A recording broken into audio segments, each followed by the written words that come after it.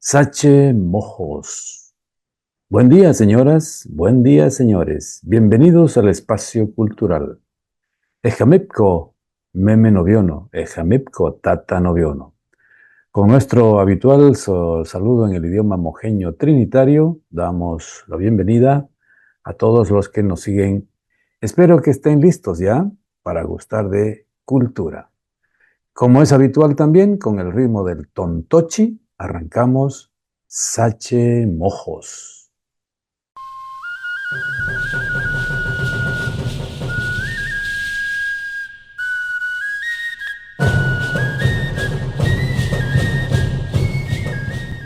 Fallece violinista del Tipnis. Esta semana, en el Tipnis, territorio indígena del Parque Nacional Isiboro-Sécure, murió Carlos Cayuga. Para mayor referencia, vamos a dar lectura al comunicado de la Escuela de Música de San Ignacio de Mojos. Con profundo dolor comunicamos el fallecimiento de nuestro hermano Carlos Cayuba, de la comunidad Concepción en el río Ichoa. Carlos Cayuba era uno de los guardianes de la memoria musical del Tipnis y de todo Mojos. Uno de los violinistas veteranos al que conocimos, dice la Escuela de Música, hace ya 20 años, cuando se realizó el rescate de miles de partituras que engrosan el archivo musical de Mojos. Con él siempre mantuvimos una estrecha amistad. El patrimonio no solo se invoca, se defiende. Y él, como nosotros, lo hacía empuñando un violín como única arma. Afortunadamente, los de su generación y las generaciones anteriores han dejado huella. Decenas de niños y adolescentes siguen sus pasos con la ayuda de la Escuela de Música, para que nunca callen los violines en la selva y las pampas del Tipnis. Alas y buen viento, querido Carlos. Hasta siempre, Carlos Cayuba.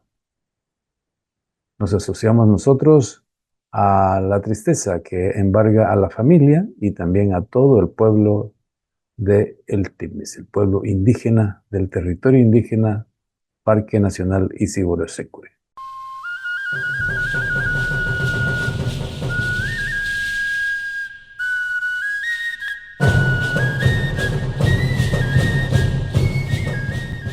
Fallece escritora riberalteña.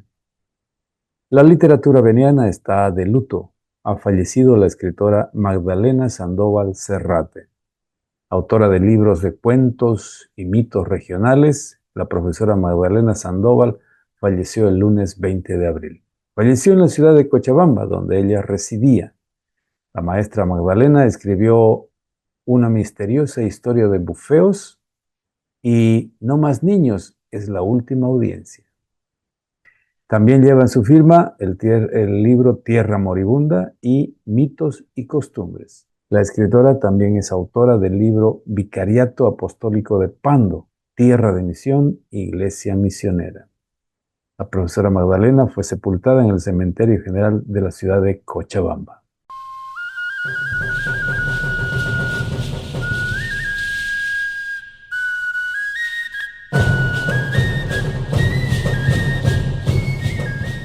Feria del Libro. Como cada año, esta semana se realizó la 8ª Feria del Libro y Derecho de Autor en Trinidad. La actividad fue organizada por la Universidad Autónoma del Beni a través de la Biblioteca Central y de la Dirección de Investigación.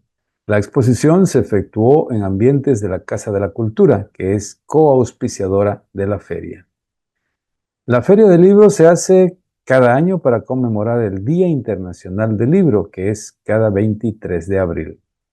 Esta vez, la exposición en Trinidad congregó a varios autores. Hubo novelas, poemarios, textos escolares, cancioneros, enciclopedias y otros. En la feria también hubo varias conferencias. La dictaron escritores e investigadores unos ya conocidos y otros nuevos. Bastante asistencia escolar, estudiantes de colegio y de escuelas estuvieron en la feria ahí en la Casa de la Cultura. De las varias charlas, hoy elegimos una, por lo menos en una parte, del investigador Julio Rivera Paniagua. Julio, que realiza una intensa actividad en las comunidades indígenas y campesinas del sur del Beni, es también un acucioso lector, escritor y analista. En esta dirección, Julio Rivera habló de la figura del tigre, sí, del tigre en la literatura beniana y en la tradición oral. Escuchemos a Julio Rivera Paniagua.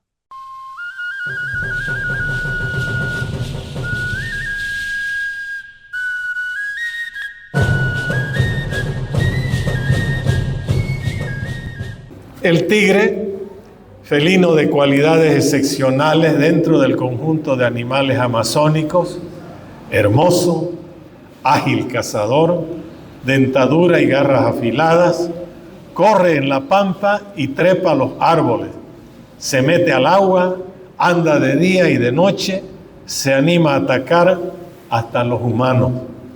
Cualidades que no son suficientes para hacerse respetar, sino que los humanos los persiguen para matarlos. Por las crónicas de los primeros misioneros que llegaron a Mojos, sabemos que la gente de estos lugares les tenía reverencia y hasta les atribuía poderes sobrenaturales. Cuando los humanos se topaban con él y se producía un enfrentamiento sangriento, del que pocas veces salían vivos, su convalecencia estaba seguida de un estricto periodo ascético, como extraño proceso de empoderamiento de las cualidades del tigre, que lo acompañaría hasta su lecho de muerte. Los escritos no ocultan que cada aldea estaba dotada de una casa ceremonial que los misioneros llamaron bebederos, donde los ritos eran oficializados en algo de 5 a 8 veces al año y cerca de 3 días bebían chicha como función social de unificación. En la mirada misional destacan un sistema dual, enfatizando la dicotomía entre el Creador universal y las divinidades de las aldeas, que eran las figuras principales en las celebraciones donde el tigre ocupaba un lugar especial en su veneración. Tampoco se oculta la acción misionera de extirpar todo lo que en esta casa ritual o bebedero se encontraba: huesos humanos, cabezas de tigre, cuero de tigre, vasijas, tutumas, mates, para darle el uso que ellos pretendían.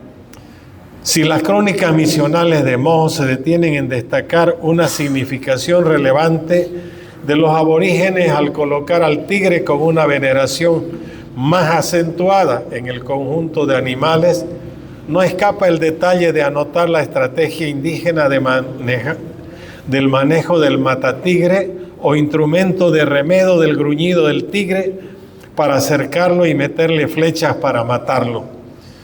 No deja de crear sospecha que esta reproducción de la memoria del pasado, en medio de sus rituales y a través de sus mitos, una historia puntuada de cataclismos cósmicos, con incendios e inundaciones que podrían ser universales, provocando la destrucción no solo de hombres, sino de sus astros. Una historia también de complejos trabajos de acomodo de la gente que llegó, digamos acá a Mojos, donde construyeron eso que se conoce como lomas artificiales, canales, alturas, cultivos. De todo eso, cabe pensar que el tigre fue adoptado como figura emblemática y que subyace para brotar eventualmente como parte de la tradición oral amazónica, como resabio de lo que no pudo cortar el filo misional. Otras veces es la tradición oral de distintas etnias del amplio territorio mojeño, algunos humanos, mediante un acto de transfiguración que puede ser desnudarse, trampolinearse, se convierten en tigre, al que llaman tigregente, quien luego de haber cometido algunas hazañas propias de un temible tigre, otra vez se transforman en humanos. También la tradición oral mojeña hace juego con tradiciones amazónicas, en las que el tigre y el zorro hacen sus tomaduras de pelo, que son recordadas y contadas seguidas de significativas muestras de regocijo.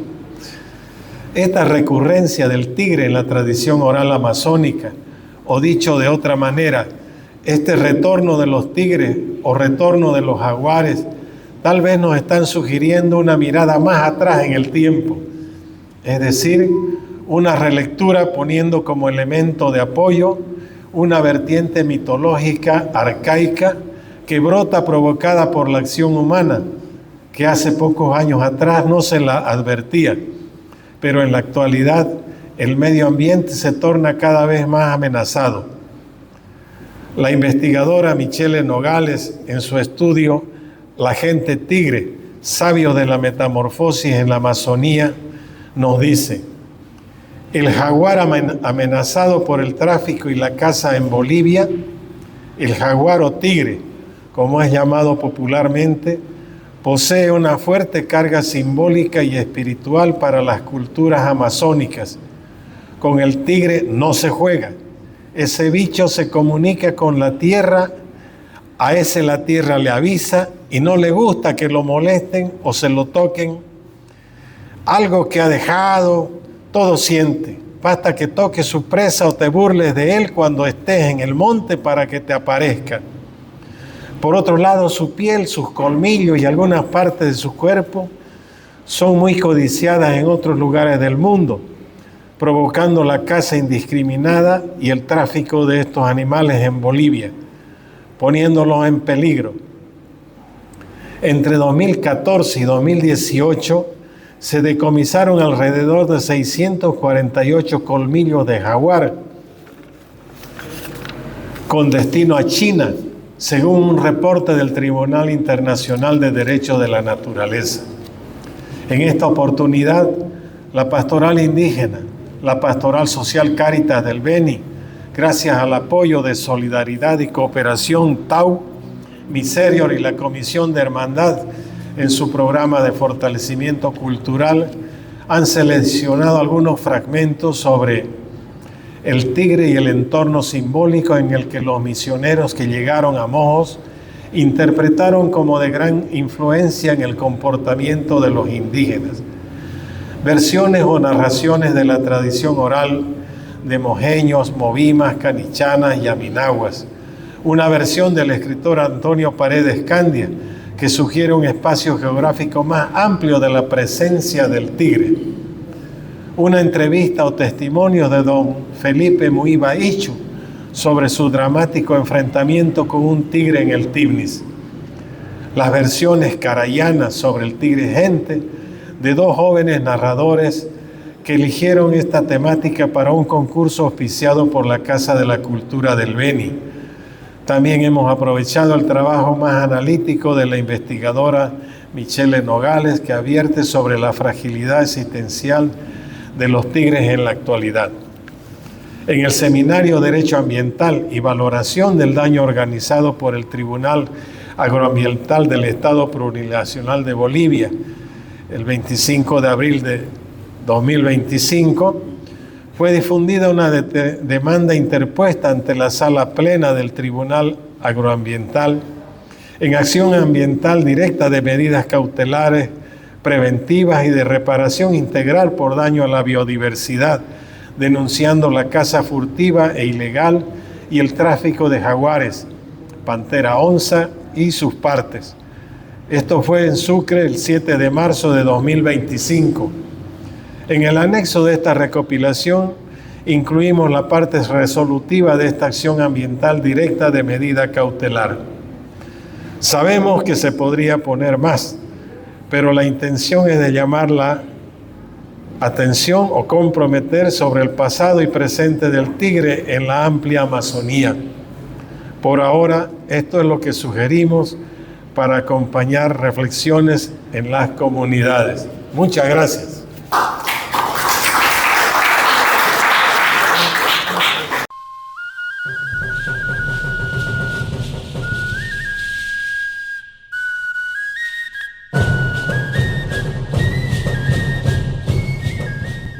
Escuchábamos a Julio Rivera Paniagua contando cómo varios autores han incluido la figura del tigre en la literatura regional.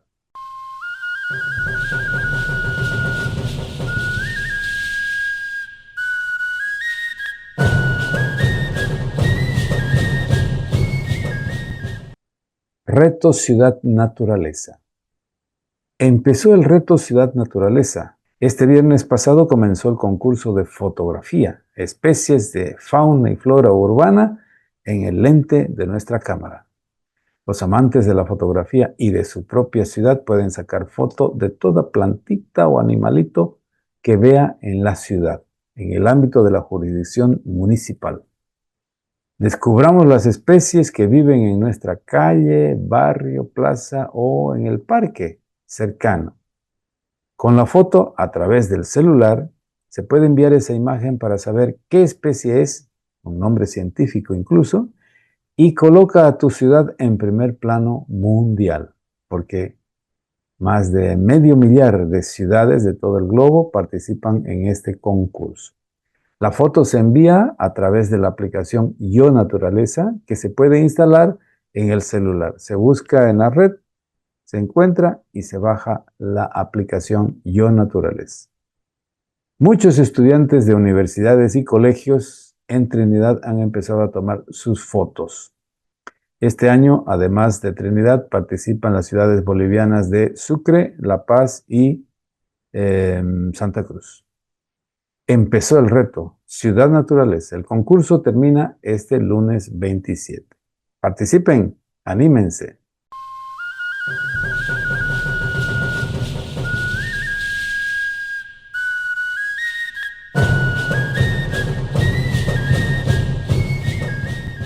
Bicentenario de Ascensión de Huarayos. Ascensión fue fundada como una misión reductora de indios, misión religiosa, exactamente el 4 de mayo de 1826. El fundador, dicen las crónicas, fue el sacerdote franciscano José Gregorio Salvatierra. Para el bicentenario, sus instituciones han preparado una serie de actos. Con datos provistos por Radio Ascensión, nuestra emisora amiga, el especial aniversario de Ascensión empezó este jueves pasado. La presentación del coro y orquesta de Urubichá, que participan en el Festival de Música Barroca Americana, sirvió para la semana aniversario, para el inicio de la semana aniversario. Habrá actividades culturales, deportivas, sociales y también económicas, así como juegos tradicionales como parte de los actos sociales. El lunes 27 será especial en las unidades educativas, una disertación sobre la historia de Ascensión para que nos vamos enterando de los antecedentes. El domingo 3 se efectuará una feria artesanal, habrá el desfile escolar y la tradicional serenata por la noche. El 4, gran día, serán las actividades centrales, misa en el templo católico y concierto del coro y orquesta de Urubichá nuevamente. Habrá un acto cívico y el tradicional desfile institucional, concluyendo con una verbena popular en la plaza principal. Felicidades a los habitantes de Ascensión de Huarayos por sus 200 años de vida.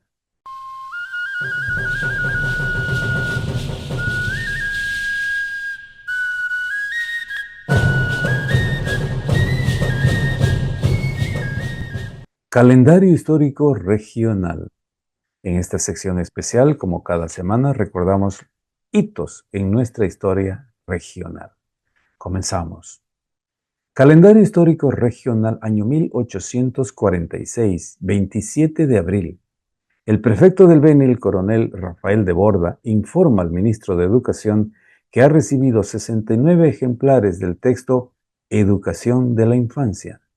Observa en su informe que pocos niños pueden utilizarlo y reitera su propuesta para que el maestro de Magdalena, don Manuel Fernández de Córdoba, haga un recorrido por los cantones para introducir el sistema lancasteriano en todas las escuelas. Calendario histórico regional año 1990, 27 de abril. Un decreto presidencial reconoce como flor nacional al patujú bandera, junto a la cantuta andina. El decreto fue firmado por Luis Ocio Sanginés en ejercicio de la presidencia del país en el gobierno presidido por Jaime Paz. La disposición señala que una rama de la cantuta tricolor y una espadaña del patujú deben presentarse en forma cruzada como símbolo de la unión de todas las regiones, etnias, pueblos, culturas y riquezas naturales de Bolivia. En el 2009, la nueva Constitución Política del Estado reconoce a la flor de patujú como símbolo del Estado. Ese mismo año, en agosto, los indígenas lucen la bandera del patujú para celebrar la Marcha por el Territorio y la Dignidad. Calendario histórico regional, año 1962, 28 de abril. Inauguración oficial del Colegio La Salle de Trinidad. Asisten invitadas delegaciones de alumnos y profesores de Santa Cruz, Cochabamba y de La Paz. El edificio de 3 pisos, de 100 metros de longitud en la esquina de la Avenida Bolívar y calle Cochabamba, fue construido para albergar al nuevo colegio en 3 años. Es director el hermano Silvestre Joseph, subdirector Lotario Gil. La Salle empieza con los 6 cursos de primaria y 2 de la secundaria. La obra fue una iniciativa de Monseñor Carlos Anasagasti, vicario apostólico del Beni. Calendario histórico regional, año 1848, 29 de abril. Toma posesión como prefecto del Beni el abogado Francisco Ibáñez, designado por el presidente José Miguel Velasco. Sucedió al prefecto Gabriel José Moreno, al que antes el mismo Ibáñez había nombrado. Francisco Ibáñez fue antes prefecto de Santa Cruz. Calendario histórico regional, año 1942, 29 de abril.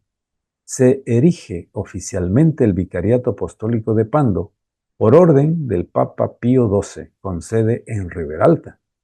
La misión fue encomendada a la comunidad de hermanos de Marignol, de Estados Unidos. En junio de ese año llegan los primeros misioneros, 17 en total.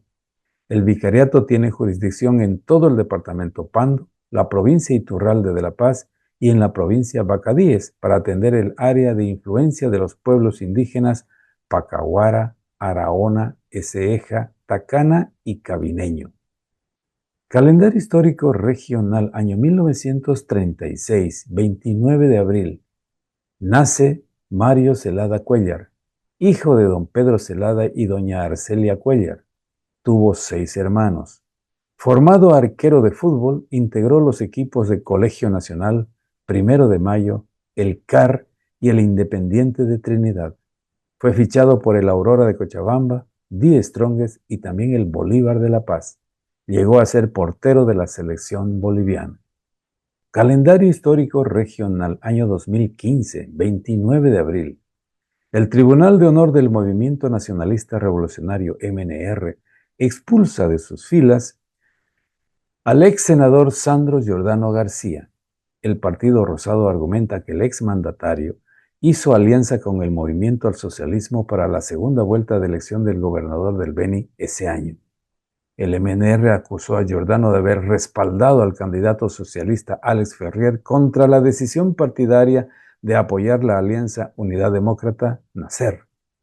En el 2005, Giordano había sido presidente del Senado y como tal, 2 veces fue presidente interino del país. Calendario histórico regional, este es un sector especial, aquí en el programa cultural Sachemojos.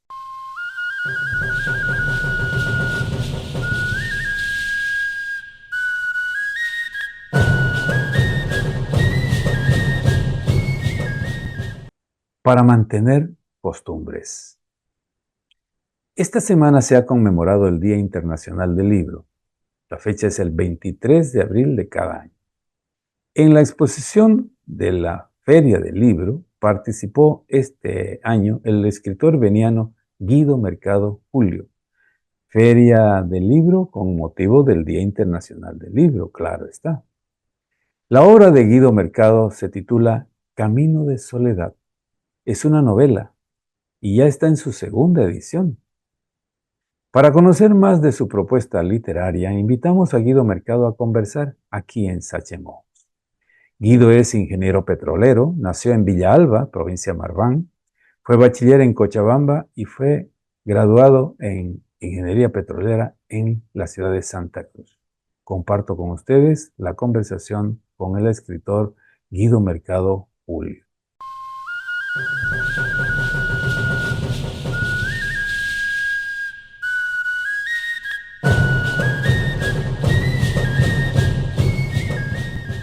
Ingeniero, bienvenido al programa cultural Sachemojos. Gracias por aceptar esta invitación. La invitación y por la deferencia que me hace. Fue una sorpresa agradable. Con todo gusto. Con la firma suya está publicándose en Trinidad, por lo menos por primera vez lo vemos, este libro, Camino de Soledad. Este libro comienza su recorrido de poco más de 300 páginas en un mes de septiembre. La historia la ubica en septiembre, en un día lunes, en día caluroso, en un pueblo con calles de tierra y una temperatura que se observa en el occidente, en el oriente, perdón, en el horizonte. Y eso es típico en pueblos como los de Pando, Beni, Santa Cruz. Y justo es al mediodía, cuando el calorcito se siente más. ¿Esta es una novela ambientada en la zona tropical? Sí, correctamente. Todo el trama se desarrolla en la Amazonía boliviana. Podemos hablar como el corazón de la novela El Beni y justamente los pueblos, ¿no?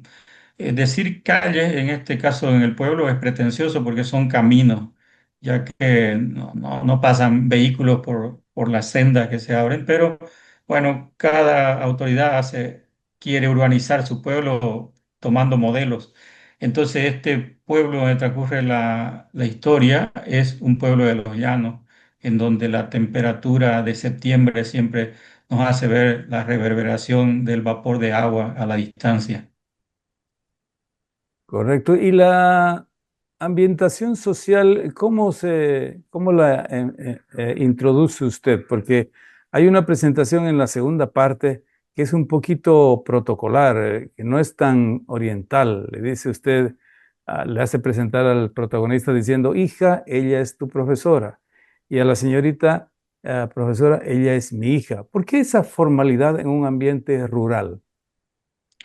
En realidad, en los pueblos, la gente es muy protocolar, son muy respetuosos, sobre todo cuando llegan extraños o tienen alguna visita. Ellos siempre son muy amables y muy protocolares y usan palabras rebuscadas para el ambiente normal, ¿no? Cuando es una nueva persona. En este caso está llegando una profesora de otro lado y el protagonista le está presentando a la hija de él, que es la enfermera del pueblo. Entonces son como personas que han tenido la oportunidad de estudiar un poco más. Entonces el corregidor, que es el protagonista en este caso, trata de ponerse al nivel de la categoría, podríamos llamar así, de la gente que ha llegado.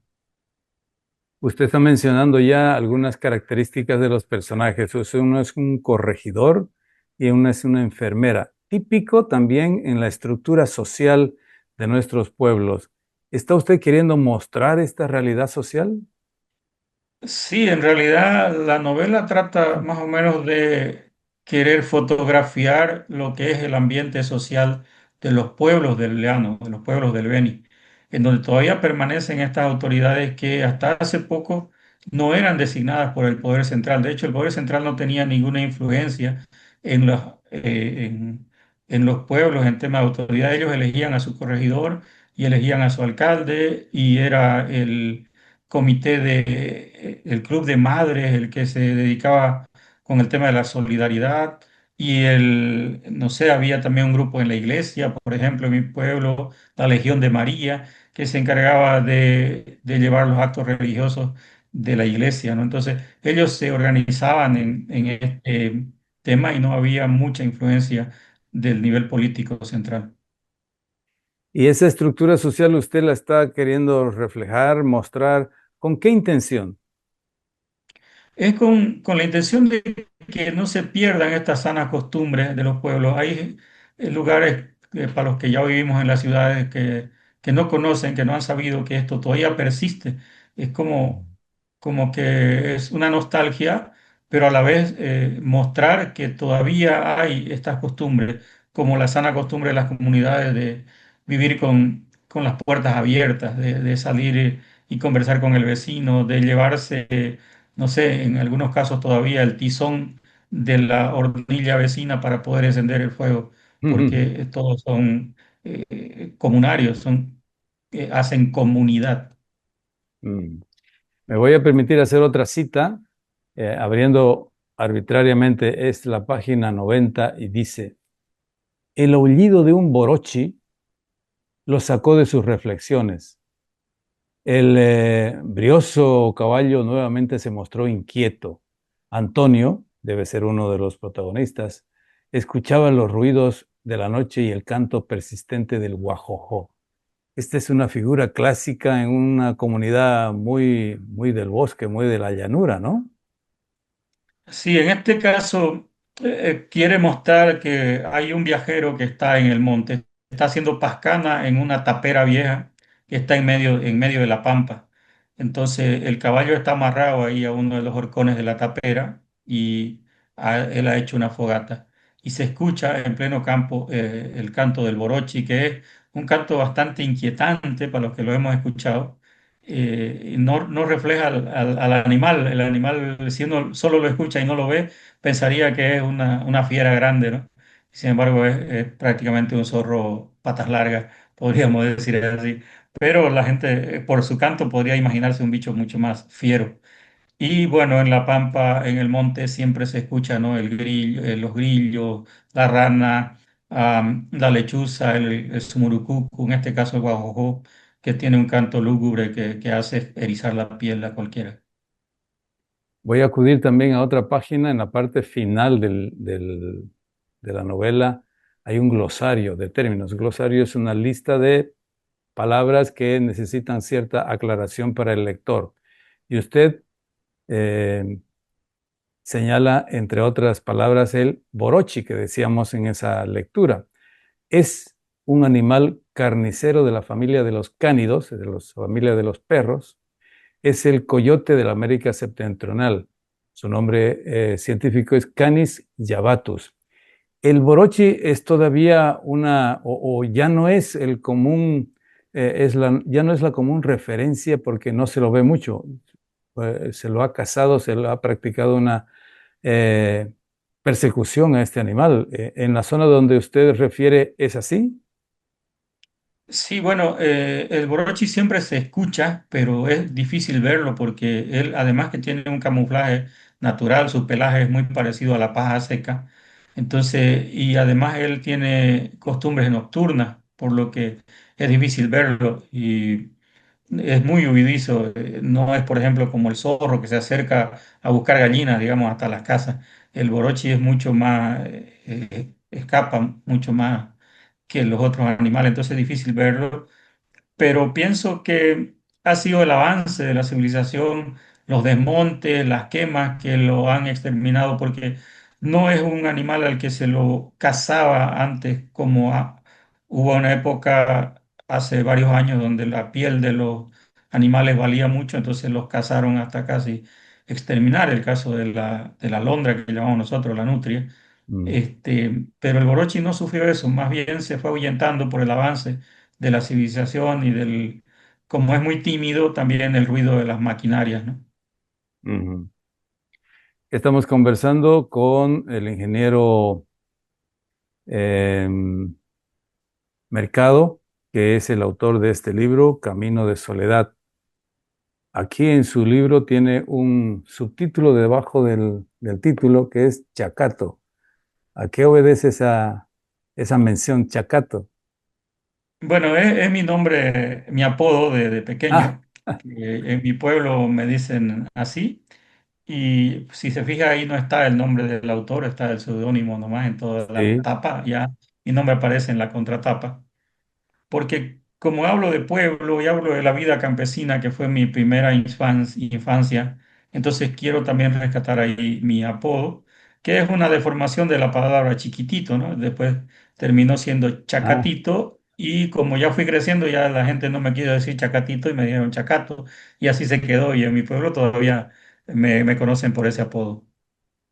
y yo estaba olvidando, Guido Mercado Julio es el nombre de este autor a quien hoy tenemos aquí en Sachemojos. Em, Leyendo un poco, no he podido leer todo, en la tradición tropical existe el cuento y la leyenda. Estas dos formas literarias son mecanismos de relación social en nuestra región. ¿Están presentes el cuento y la leyenda en esta novela?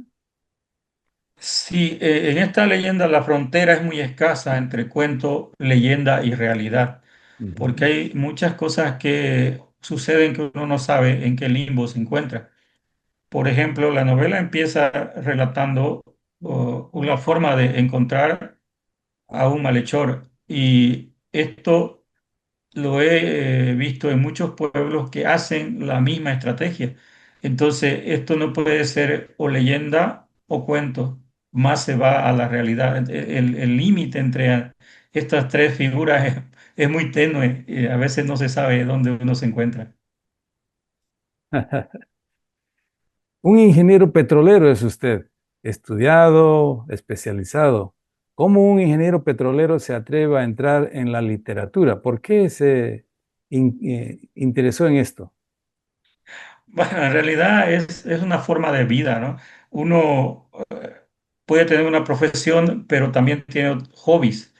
Eh, Usted, por ejemplo, es radialista, pero también le gusta nadar, porque está dentro de su hobby. Y yo nací leyendo todo lo que me caía a las manos. Yo nací en un pueblo que es autografiado aquí en el libro.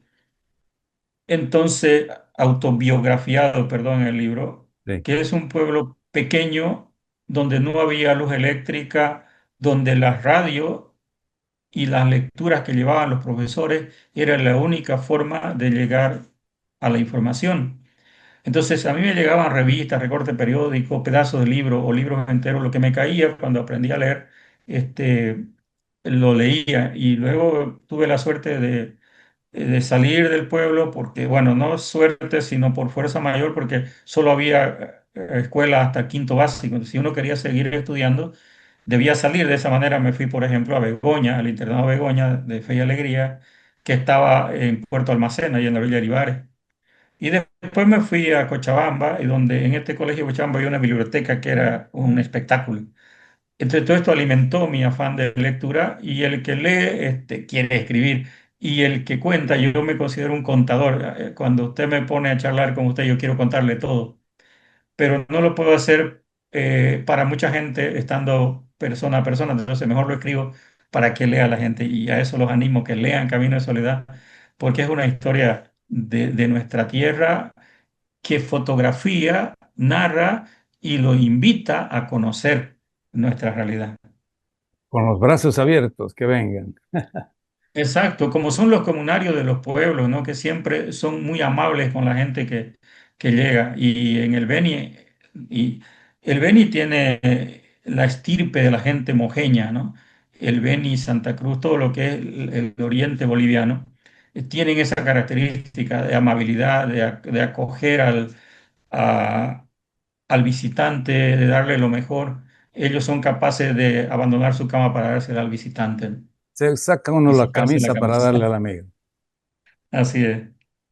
Ingeniero, en la realidad regional, ahora que está hablando usted de eso, existe el río, existe la laguna, el arroyo y la navegación, que son parte esencial del diario vivir casi en toda la región, porque evidentemente somos parte de una llanura extensa, una pampa, pero existe esta olla fluvial. ¿Qué importancia tienen estos elementos del río, el arroyo, la laguna en la vida de los protagonistas que usted muestra? Bueno, es parte de la vida normal de la gente del campo. De hecho, todos los pueblos siempre se asientan sobre una aguada, o sea, cerca de una laguna, cerca de un arroyo, porque de alguna parte hay que proveerse de agua. Entonces, todos los pueblos están cerca de algo que tiene que ver con el agua. Y el río, además de proveerle sustento, como es el caso del pescado, y de darle el líquido elemento que es el agua. También es un medio de comunicación, ¿no? Las canoas son imprescindibles. Y hasta hace poco que no teníamos caminos buenos, de hecho, para ir de mi pueblo a Trinidad era en carretón y se tardaba hasta 3, 4 días mientras reparaban los ejes del carretón que se quebraban en cada cañada. Entonces el río era lo más seguro, aunque más lento. Entonces el río siempre está presente en la gente del llano y son muy raros los que no saben nadar. Pienso que es muy raro y incluso los que no saben nadar no se quedan sin cruzar un río. Aunque se agarran un palo, hacen su callapo, pero ellos cruzan porque dominan las aguas. Me está haciendo ese recuerdo de Los ejes de mi carreta, una canción, ¿no? Eh, y ya que estamos hablando del contenido en el final, capítulo 20, si no me equivoco, el relato dice que uno de los protagonistas se acuesta en una hamaca, el cansancio y la debilidad lo llevan a la pampa de San Miguel. ¿Qué quiere decir usted? No quiero que me cuente dónde está la pampa de San Miguel, sino qué está significando esta frase. Bueno, la novela tiene muchas pretensiones. Entre una de las pretensiones es mostrar al lector de que todo tiene consecuencias, todo lo que uno hace tiene consecuencias. Si uno hace cosas buenas, las consecuencias son positivas. Y si uno hace cosas malas, las consecuencias son negativas. Pero todo se paga. Mm, Entonces, lo que pretende en esta escena que muestra a un señor cansado en la hamaca es ya el final de sus días, cuando está concluyendo su paso por este mundo y él está pagando algunas culpas de su vida anterior. Y entonces, por eso usted advirtió muy bien y tiene muy buen ojo el ambiente de tristeza y de resignación que tiene este personaje, porque ya como que está pagando o está terminando de pagar las cosas que hizo. Eh, él está solo, por eso camino de soledad, porque las ujú. cosas que uno hace lo pueden llevar a apartarse del resto de la humanidad o de una comunidad que lo acoja y transita, así sea entre mucha gente, transita en soledad su camino. Más allácito en ese texto que estaba yo hojeando, eh, percibo yo un ambiente pesimista, quizás es como usted está diciendo, ¿no? Con un protagonista enfermo. ¿Esta historia se traduce en las postrimerías de la vida? Sí, es más o menos como este personaje ya está acabando sus días y a él, por las cosas que hizo, le correspondía estar solo, o sea, llega a estar solo, abandonado. Y, y es por eso su semblante, el estar pesimista, estar reflexivo, pero hay un momento postrero que se podría decir en donde él llega al arrepentimiento. Mm. Entonces, que es lo que generalmente nos dicen, ¿no? Hay un momento en que uno ya tiene que rendir cuentas. Ingeniero, este libro a mí me ha resultado atractivo, no he terminado de leerlo, apenas en realidad lo he comenzado a hojear. Y me suena como que es parte de una saga que, que va a tener una continuidad. ¿Usted tiene otras obras, ya sea terminadas o en preparación? Sí, en realidad, como mi hobby es la escritura, yo escribo relatos cortos que son más apropiados para leer en la actual tecnología del celular. Entonces, uno tiene poco tiempo para leer, entonces lo hago corto, pero mantengo el estilo. Ahí usted mencionaba el glosario de términos, porque esta novela, Camino de Soledad, está escrita y utiliza palabras coloquiales del habla popular de la gente del campo. Entonces, por eso hay algunas... he tratado de que el mismo contexto de la obra pueda explicar los términos, pero para los que no le captan, entonces hay un glosario ahí abajo para que lo puedan consultar y salir de dudas. Y estos relatos cortos que he hecho, tengo uno que se llama eh, Relatos cortos de una historia larga, que son prácticamente un compendio de anécdotas y cosas sucedidas en el Oriente y utilizan el lenguaje popular de nuestro pueblo. Ese ya lo tengo listo para llevar a imprenta y no lo he podido hacer porque, bueno, Camino de Soledad se ha llevado mi presupuesto hasta que me pueda recuperar. Recién voy a poder encarar el otro proyecto.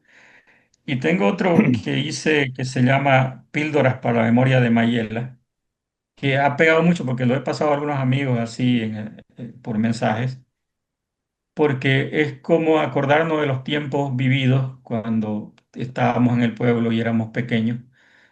Y le cuento yo a Mayela, una chica que está lejos, una señora que está lejos, y le digo, mira, ¿te acordás cómo era Mayela hace tiempo? Pues ahora está así. Y le voy comentando cómo está ahora el pueblo o qué cosas han cambiado. Y nos lleva a la nostalgia de lo que fue y contrastado con lo que estamos. Y ha gustado mucho porque también usa el lenguaje como si fuera una charla persona a persona, ¿no? Y usando el lenguaje nuestro. Un lenguaje entre conocidos. Así es, y Eso, usando las palabras propias, ¿no? Hasayé, Isunú, qué sé yo, todo lo que sabemos utilizar en el campo. yo quiero añadir de ese glosario la palabra huasca, que tiene una connotación de disciplina, ¿no? Soga de Claro, cuero crudo que puede servir como látigo o como atadura. Y también se llama huasca a la azotaína o tanda de azotes que da alguien a otra persona. Generalmente el padre o la madre al hijo, ¿no? sí, eso era normal, la guasquería que le daban a uno por alguna dañinera que hacía. Camino de soledad, una nueva manera, digo yo, de reflejar la vida en la llanura boliviana. Eh, ¿Cómo le ha ido en la venta, en la comercialización del libro? Bueno, Camino de Soledad tiene dos partes. Una que se llama Lazos del Destino, que es la primera parte. Perdón, la primera parte se llama Luto en la Llanura. Esta Luto en la Llanura ya salió hace como unos 10, 15 años. Tuvo una primera edición que fue de 1.000 ejemplares, se distribuyeron todos. Después esa misma parte la editó la editorial Comunicarte, hizo 2.000 ejemplares y entiendo que ya también los terminó. Y ahora me he atrevido a lanzar ya la segunda parte y lo he hecho junto con la primera para que los que no tuvieron la primera no se pierdan esa parte, si no, no tiene sentido que lean la segunda sin conocer la primera. Entonces, la primera parte, como le digo, se llama Luto en la Llanura y esta segunda parte, Lazos del Destino.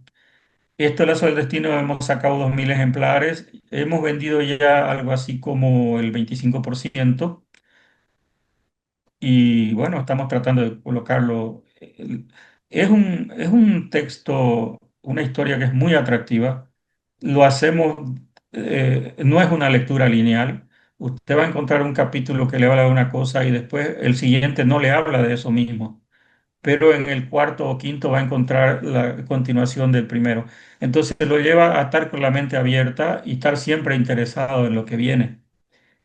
Es una lectura muy, muy distractiva. Ha sido revisada por una psicopedagoga con mucha preparación en el tema educativo. Entonces Ujú. es apto para los estudiantes y tiene alguna enseñanza aparte del rescate de la dicción, del habla popular de nuestro pueblo. También quiere mostrar a la gente esto de las consecuencias, ¿no? Que todo acto humano tiene consecuencias. Los actos positivos tienen consecuencias buenas y los negativos tienen su castigo. Y aparte hay historias, como usted me mencionaba, leyendas, cuentos. Por ejemplo, se significa un velorio y en el velorio los cuentos que salen, los chistes, las colgadas o anécdotas que nosotros llamamos.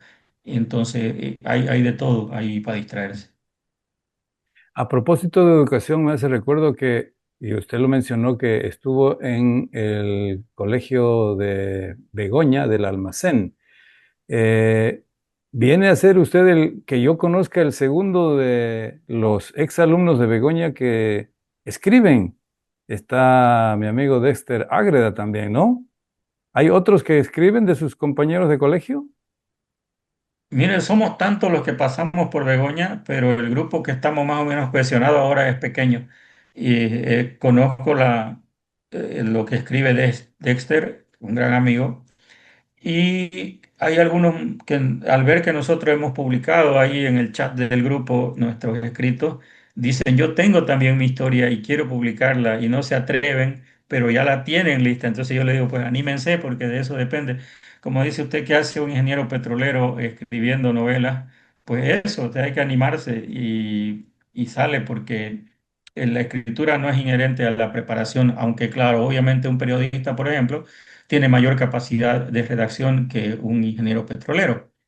Pero el periodista lo puede hacer en un mes y el petrolero lo va a hacer en un año, pero los dos van a llegar al objetivo. Entonces es cuestión de lanzarse. ¿Usted identifica alguna motivación que encontró para esta vena literaria en el colegio? ¿De repente algún maestro o maestra? Bueno, había una biblioteca más o menos bonita, pero yo soy tan enamorado de mi pueblo, de los llanos, de las costumbres, de las vivencias, que quiero que ese enamoramiento trascienda, que la gente que lea la obra también se enamore de eso. Y yo, por ejemplo, escribí una serie de cuentos, no de cuentos, sino relatos de mi paso por Begoña, como por ejemplo nos largábamos de un ambaibo que había en la orilla del río hacia el río. Una vez me subí al ambaibo a agarrar ambaibas y las hormigas me soquetearon y tuve que largarme casi encima de la canoa, ¿no? Porque, bueno, por suerte eran esas hormigas negras que no pican, pero cuando se le suben a uno lo fatigan una maravilla. Entonces esas cosas, ¿no? Y yo quería que se cuente, eso lo escribí cuando los muchachos del internado se iban teníamos una huerta de tomate y comían el tomate verde con sal. Pero son anécdotas así, ¿no? Muy bonitas. Y, y algunas travesuras que nos podía haber costado grave y como dice o decía mi padre, los niños son como los borrachos, tienen su Dios aparte, ¿no? Por ejemplo, Por ejemplo, cuando pasaba el camalote, el tarope flotando por el río, Begoña estaba en la orilla del río, nosotros nos largábamos y nos zambullíamos y salíamos en medio del camalotal, sacábamos la cabeza por entre la paja y el tarope.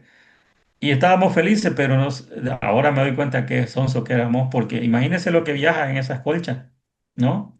Hay víboras, alacranes, no sé, gusano, burro perico, lo que sea, y nunca nos pasó nada porque tenemos nuestro Dios aparte cuando somos muchachos. Sí, es verdad. Me ha hecho recuerdo usted que tuve la suerte de conocer Begoña Vieja en el almacén porque una de mis cuñadas trabajaba allá, vivía allá en Begoña. Y después también pude conocer Begoña Nueva en el camino hacia Santa Cruz. Bueno, eh, yo, Guido, quiero agradecerle por el tiempo que me ha concedido para que los oyentes y los seguidores de Sachimojos conozcan esta nueva faceta de un eh, nativo del Beni, de un villalbeño, se le dicen a los que nacieron en Villalba, Sí, ese es el gentilicio villalbeño. y Algunos que lo está, dicen Comecusi también porque ahí hay un cucisal hermoso en el pueblo. no faltan los que empiezan a señalarle cosas a los amigos y vecinos. Gracias, ingeniero, por estar aquí en Sachimojos. Un placer, muchas gracias, felicitaciones por su programa.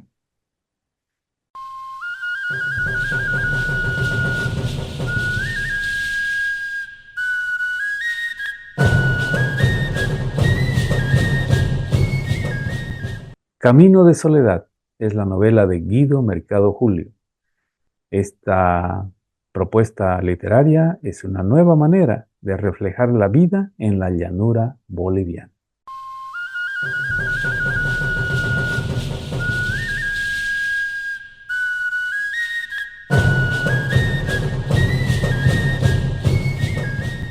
El martes 21 falleció Mariano Baptista Gumucio, historiador, escritor y periodista. Desempeñó un notable papel en su faceta literaria. Recibió el Premio Nacional de Periodismo el año 2011. Don Mariano Baptista fue un apegado al Beni y a Pando, donde realizó muchas entrevistas periodísticas. Tuve el grato honor de conversar y saludarlo muchas veces. En paz descanse, don Mariano Baptista Gumucio.